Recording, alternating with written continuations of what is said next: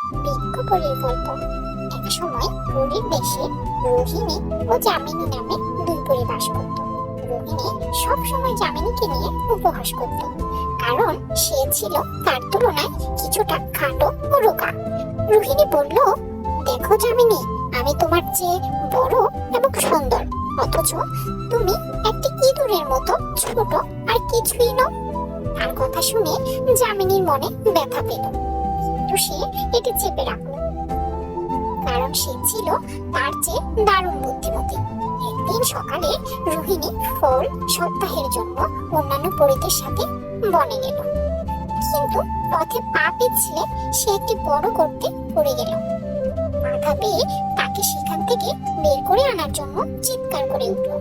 অন্যান্য পরীরা তাকে গর্তের ভিতর থেকে বের করে আনতে যথেষ্ট চেষ্টা করলো, কিন্তু পারল না, কারণ